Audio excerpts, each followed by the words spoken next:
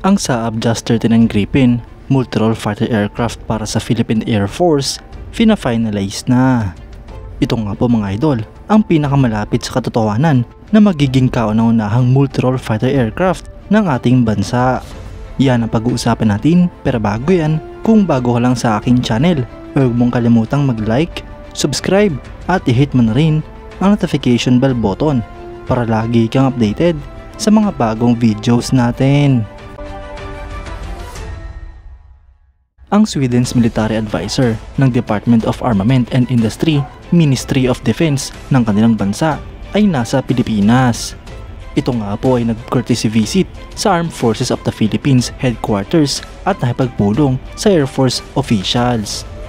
Ang pagbisita nga pong ito mga idol ay para sa offer ng Sweden na magbenta ng Just 39 ERF Gripen para sa Philippine Air Force. Ang Department of National Defense ay pinaprioritize ang multi-role fighter acquisition project at gusto na nga po itong ma-finalize sa lalong madaling panahon. Ang Saab mga idol ay nakikipagkompetensya sa iba't ibang mga defense companies tulad ng American giant na Lockheed Martin, ang KAI ng Korea at ang Hindustan Aeronautics ng India.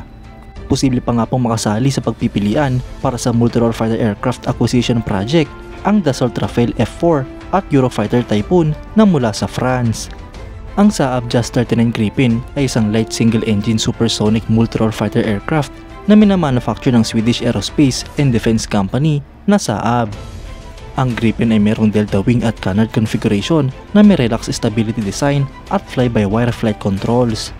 Ang eroplanong ito mga idol ay unang lumipad noong December 9, 1988 at nintroduce naman noong June 9, 1996. Sinimulan niya po itong i-produce noong 1987 hanggang sa kasalukuyan at meron na nga pong mahigit sa 300 units ang mga nagawang ganito. Sa kasalukuyan, ang mga military operators nito ay ang Brazil, Czech Republic, Hungary, South Africa, Sweden, Thailand at United Kingdom. Ang Just 39 ERF ay pinapalipad ng isang crew. Ito nga po ay may habang 15.2 meters para sa Just 39E habang 15.9 meters naman para sa Just 39F. May wingspan nga po itong 8.6 meters, height na 4.5 meters at wing area na 30 square meter. Ang empty weight naman nga po nito mga idol ay 8,000 kilograms habang ang maximum take-off weight naman ay 16,500 kilograms. Ang payload capacity naman nga po nito ay hanggang sa 7,200 kilograms.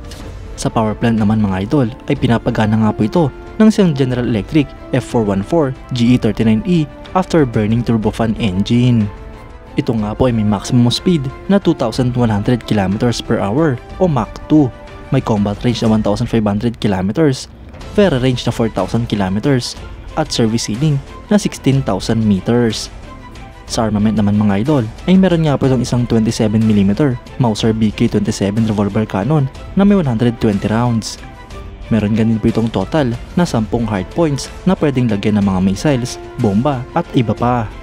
Ilang halimbawa na nga po dyan ang mga MBDA Meteor, Taurus KEPD, mga anti-ship missiles, GBU-12 Paveway bombs, Mark 82 bombs at marami pang iba. Noong 2016, ang Saab ay nag-announce ng kanilang intensyon na mag-open ng office sa Maynila para sa kampanya nito magbenta ng mga Gripen para sa Philippine Air Force. Noong 2018 naman ay nirenew nga po ang pagbenta ng mga eroplano sa ating bansa kung saan ang Department of National Defense ay naging interesado na pamili na hanggang sa 6 na units ng mga Gripen aircraft. At ito nga lang pong June 2023, ang Pilipinas at ang Sweden ay pumirma ng Memorandum of Understanding sa Singapore na siyang sesemento sa potential na agreement sa pagbili ng at least 100 units ng mga Gripen CRD o ARF ng mga multi-role fighter aircraft.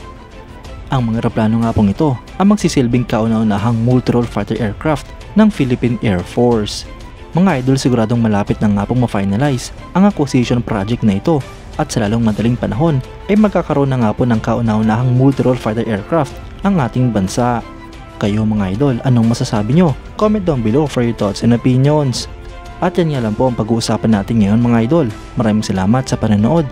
Huwag nyo rin kalimutang mag-like at subscribe bilang suporta sa ating channel. Mabuhay kayo mga idol!